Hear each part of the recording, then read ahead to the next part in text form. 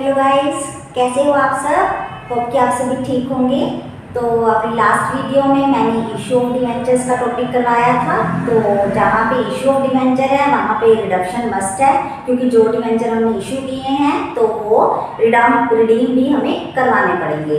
तो एक कंपनी के लिए रिडम्पशन का क्या मतलब है, उसके कौन कौन से मेथड हैं, आज का हमारा टॉपिक इसी से रिलेटेड है। ये भी +2 क्लास का इंपॉर्टेंट टॉपिक है, क्योंकि एग्जाम नजदीक आ रहे हैं तो फटाफट से अपना सिलेबस आप कवर कर लीजिए। इशू ऑफ डिवेंचर के लिए आप पिछले वाली वीडियो देख सकते हो, और आज का जो टॉपिक है वो है redemption of debenture. Company account के अंदर आता है।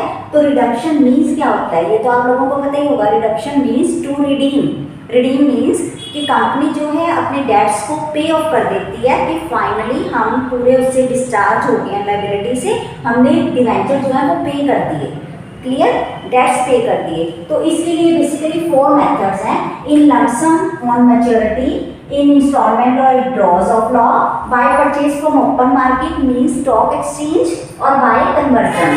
फिलहाल के लिए ये दोनों नॉट इन सिलेबस है, ये आपके सिलेबस में अब नहीं है, तो इसलिए हम ये डिस्कस नहीं करेंगे।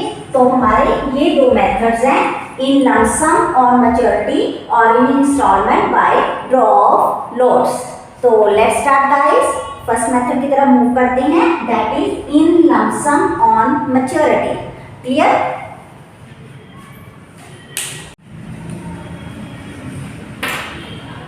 हाँ जी स्टूडेंट्स, तो first method is in lump sum on maturity, कि मैच्योरिटी टाइम आ गई है, अब हमने अपने डेट्स जो है वो पे करनी है। तो कई बार तो हम इनको एट पार करते हैं, और कई बार जो डेट्स होते हैं वो एट प्रीमियम पे हम रिडीम करते हैं। तो ये मैं आपको पहले ही डिस्कस करवा चुकी हूँ कि एट पार का मतलब है कि जितनी है वो सेम वैल्यू, और प्रीमियम का मतलब है more than the nominal price, more than the actual price, कि जितना उनका पहले हमने रेट रखा हुआ था उससे कुछ वैल्यू अपर होगी। और ये जो है एट पार मीन सेम, जितनी नॉमिनल वैल्यू थी उसी पे ही हमने क्या कर दिया, इनको रिडीम कर दिया। तो 2 एंट्रीज इनकी हो सकती हैं, और ये जो लंप सम है ये 2 तरीके से हो सकती है। First one is out of the capital, आप अपने कैपिटल में से डिवेंचर रिडीम कर सकते हो, and second one is out of your profit, कि आप अपने प्रॉफिट में से डिवेंचर्स को रिडीम कर सकते हो। अब out of the capital means कि सिंपली आपके पास जो कैपिटल थी, जो पेमेंट ड्यू हुई थी, आपने उसमें से सबसे पहले डिवेंचर की पेमेंट क्लियर कर दी, उसके बाद आप शेयर्स की तरफ मूव किए। तो आउट ऑफ द कैपिटल के लिए सबसे पहले आप डिवेंचर रिडीम कर रहे हो, तो पहले आपने ड्यू किया, तो ये मैं एज्यूम कर रही हूँ कि 9% डिवेंचर है। आपको जो बुक में रेट दिया होगा वो मैंने अपनी पहले वाली वीडियो में बताया था, जो बुक में आगे परसेंटेज लिखी होती है, आपने वही परसेंटेज उठा के यहाँ पे लिख देनी है। तो पहले हमने ड्यू किया 9% debentures account debited to debenture holder.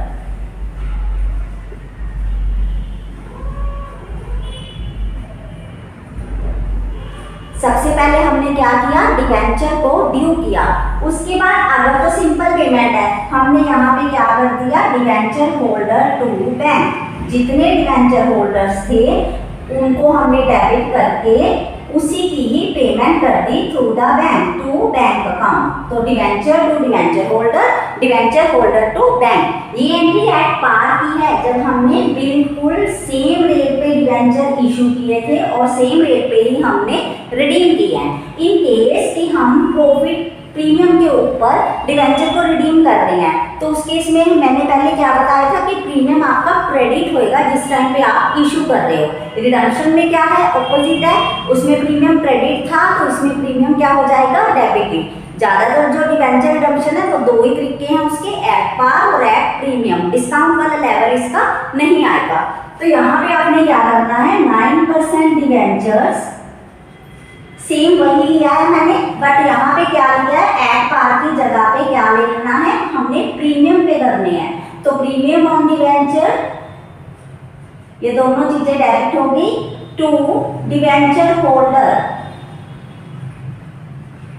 Always the debit must be equal to credit balance. उसके बाद हमने फाइनल पेमेंट कर देनी है, पेमेंट की एंट्री सेम रहेगी, debenture holder account debited to bank account. Bank में से हमने उनकी पेमेंट कर देनी है। तो ये तो सिंपल एंट्री है जिस टाइम हम आउट ऑफ द कैपिटल हम अपनी डिवेंचर्स को रिडीम कर रहे हैं। दूसरा पार्ट है out of the profit, profit में से हम कैसे कर रहे हैं इनको रिडीम। तो पहले इसका स्क्रीनशॉट ले लें, इसको रिवाइज करें, फिर मैं इसका सेकंड पार्ट करवा रही हूँ out of the profit.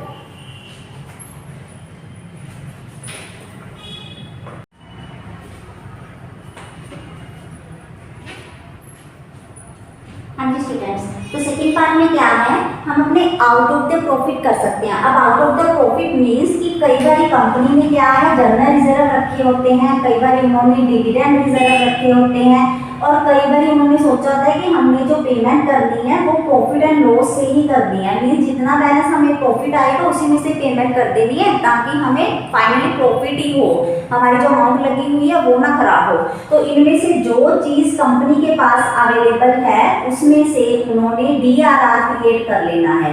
DRR का मतलब क्या है, डिवेंचर रिडम्पशन रिजर्व, कि उन्होंने ये अमाउंट DRR में शिफ्ट कर दी है जितनी उनके पास रिजर्व थी, कि उनको पता नहीं चला कि हमने इतनी सारी पेमेंट जो रिडीम कर रहे हैं डिवेंचर कहाँ से ली है। उसके बाद कई बार क्या होता है उनके पास कोई इन्वेस्टमेंट पड़ी होती है, तो और इन्वेस्टमेंट डिपॉजिट मींस कि उनके पास कोई इन्वेस्टमेंट पड़ी है, उन्होंने उस इन्वेस्टमेंट के बदले में डिवेंचर्स को रिडीम कर दिया।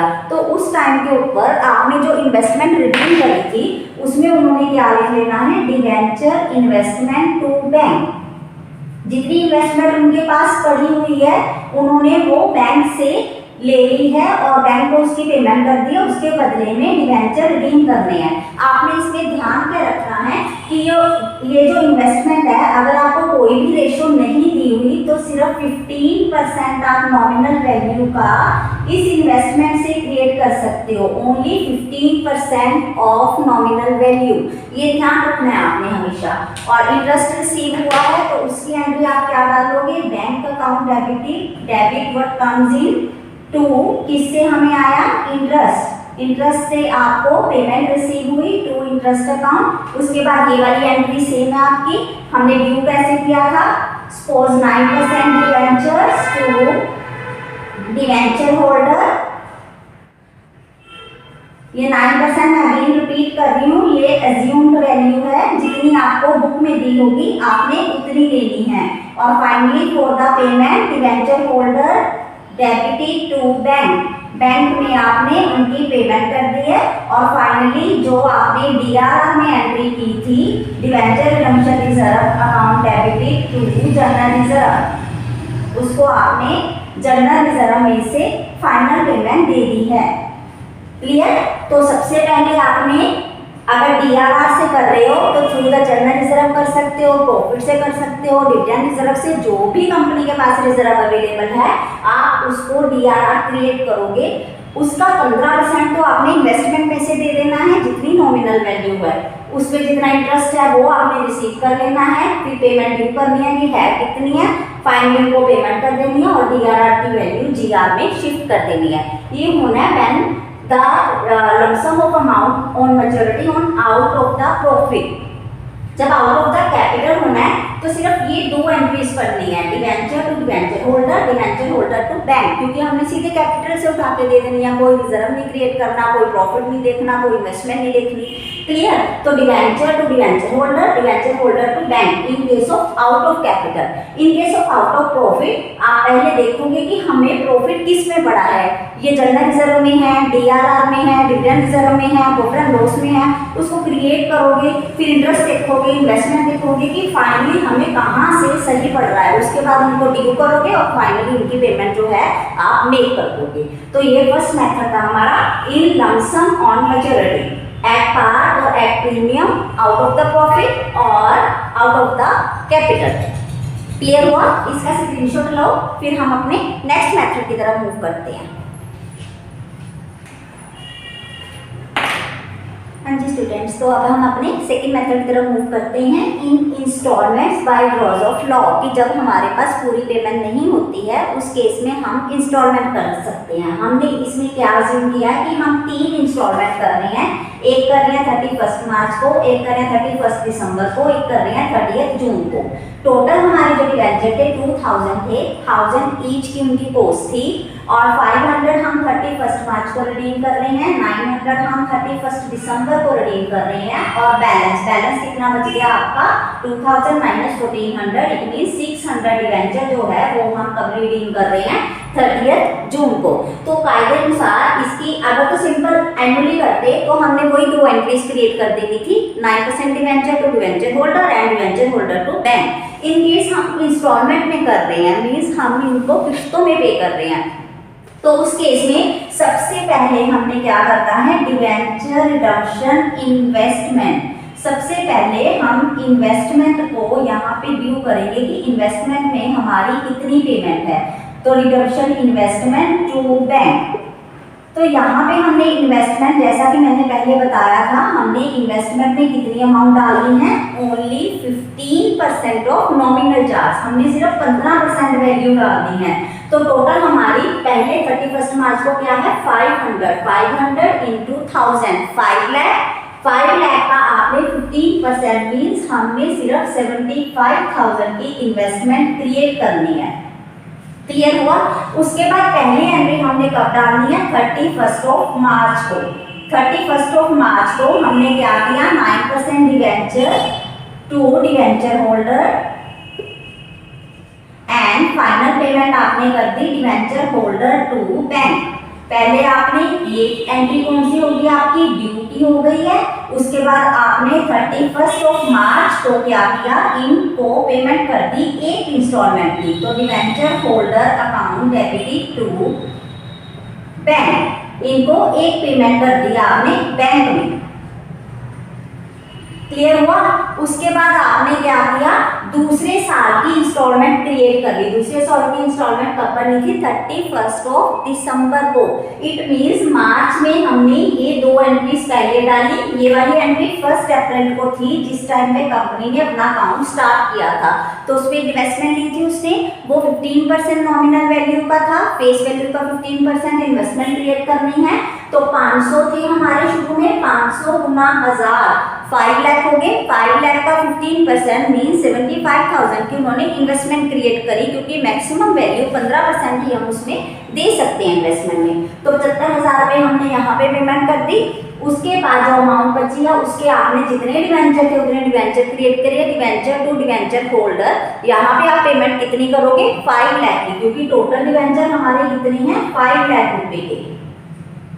5 लाख रुपए के आपने डिवेंचर क्रिएट कर दिए। एंट्री क्या होगी debenture to debenture holder. Again मैं रिपीट कर रही हूँ कि ये जो 9% डिवेंचर है ये आपने अपनी बुक में से देखना है कि उन्होंने कितने परसेंट है। ये सिर्फ एज्यूम किया है मैंने, उन्होंने बुक में अगर आपको 15% डिवेंचर दिया तो आपने 15 ही लगाना है, आपने 9 नहीं लगाना हर टाइम। ठीक है, ये मैंने अपनी तरफ से एज्यूम किया है कि यहाँ पे जो डिवेंचर क्रिएट किए गए थे वो 9% डिवेंचर थे, इसलिए मैं अपने क्वेश्चन में 9% ले रही हूँ। वेरी नहीं हम कर सकते हैं, जो उन्होंने दिया है हमने वही क्रिएट कर रहा है। तो 5 लाख की ये हो गई हमारे जो इन्होंने डिवेंचर टू डिवेंचर होल्डर मतलब पेमेंट करनी थी 5 लाख रुपये, यहाँ पे आपके क्लियर हो गई। क्लियर हुआ? उसके बाद जब आपकी अगली एंट्री जानी है वो जानी है 31 ऑफ दिसंबर को, क्योंकि एक इंस्टॉलमेंट कब होगी आपकी 31 ऑफ मार्च को, एक अगली इंस्टॉलमेंट सेकंड इंस्टॉलमेंट कब जा रही है 31 ऑफ दिसंबर को, उससे अगली इंस्टॉलमेंट कब जाएगी 30 जून को। तो वैसे ही आपने एंट्रीज डालनी है, एंट्रीज मेकिंग होंगी। ये वाली जो एंट्री है सेम यहाँ पे आ जाएगी कि डिवेंचर टू डिवेंचर होल्डर, और अगली entry debenture holder to bank. ये दोनों एंट्रीज बिल्कुल सेम जाएंगी, क्योंकि हम इंस्टॉलमेंट ही तो दे रहे हैं, एंट्रीज तो सेम ही है। हमने वही इंस्टॉलमेंट तीसरी बारी दे देनी है, वही इंस्टॉलमेंट दूसरी बारी देनी है। हमने जितनी इंस्टॉलमेंट्स में अपने डिवेंचर को रिडीम करवाना है उतनी बारी जर्नल एंट्रीज जो हैं वो रिपीट हो जाएंगी। क्लियर हुआ? उसके बाद इसकी पेमेंट रिसीव कर लेनी है आपने bank account debit to debenture redemption investment, कि इतनी पेमेंट हमने इन्वेस्टमेंट से रिसीव कर ली। उसके बाद आपकी 30 जून की एंट्रीज आ जाएंगी, क्योंकि ये पहली इंस्टॉलमेंट होगी आपकी, फर्स्ट इंस्टॉलमेंट, ये होगी आपकी सेकेंड इंस्टॉलमेंट, आप थर्ड इंस्टॉलमेंट। थर्ड इंस्टॉलमेंट्स की एंट्री सेम रहेंगी। 9% डिवेंचर टू डिवेंचर होल्डर, पहले आप डिवेंचर ड्यू करोगे, फिर डिवेंचर होल्डर टू बैंक, जितनी आपने ड्यू किए थे उतनी आप फाइनल पेमेंट कर दोगे और फाइनली आपने उनकी पेमेंट कर दी, तो यहाँ पे एंट्री सेम रहेगी आपकी। क्लियर हुआ? तो ऐसे कई बार क्वेश्चन क्या है इंस्टॉलमेंट्स में आ जाता है कि हमने पूरी पेमेंट नहीं की है, जिस टाइम डिवेंचर डील किए थे हमने उनको इंस्टॉलमेंट्स में दिया है, तो फर्क क्वेश्चन में कुछ नहीं पड़ना, जितनी इंस्टॉलमेंट उन्होंने हमें दी हुई है उस हिसाब से आपने कैलकुलेशन करके उतनी बारी वही सेम रिपीटेड जनरल एंट्रीज डाल देनी है। क्लियर हुआ? मेरे ख्याल से ये क्लियर हो गया होगा आपको। तो पहला मेथड क्या था कि जब आपने लमसम अमाउंट की है ऑन मैच्योरिटी, उसमें दो थे, out of the capital and out of the profit. Out of the capital same entry थी 9% debenture to debenture holder and debenture holder to bank, क्योंकि आउट ऑफ द कैपिटल सीधी उठा के कैपिटल में से आपने उनकी पेमेंट कर दी। और आउट ऑफ द प्रॉफिट में आपको पहले क्रिएट करना पड़ेगा कि आप जनरल रिजर्व से कर रहे हो, डिविडेंड रिजर्व से कर रहे हो, प्रॉफिट एंड लॉस से कर रहे हो, उसको डीआरआर में शिफ्ट करोगे, उसके बाद डिवेंचर ड्यू करोगे, 9% debenture to debenture holder, payment करोगे debenture holder to bank, end में आपने डीआरआर को जीआर में शिफ्ट कर देना है। दूसरा मेथड था हमारा इंस्टॉलमेंट, सेम एंट्री रिपीट होंगी जितनी इंस्टॉलमेंट्स हैं, पहली इंस्टॉलमेंट सेम एंट्रीज, दूसरी इंस्टॉलमेंट सेम एंट्री, तीसरी इंस्टॉलमेंट सेम एंट्री। चार होती तो हम 4 बार एंट्रीज डाल लेते थे, सिर्फ डेट डिफरेंट कर देनी है इंस्टॉलमेंट में। और बाकी जो था थर्ड मेथड हमारा purchase on open market mean stock exchange, and last one is conversion mean हमने डिवेंचर को कन्वर्ट कर दिया। तो ये दो वाले मेथड हमारे सिलेबस से आउट हो गए हैं, कट कर दिए गए हैं, इसलिए आपको इनके करने की जरूरत नहीं है, सिर्फ ये दो मेथड ही करने हैं आपने जो मैंने करवाए हैं। क्लियर हुआ? तो इसके साथ हमारा डिवेंचर वाला टॉपिक जो है वो खत्म हो गया।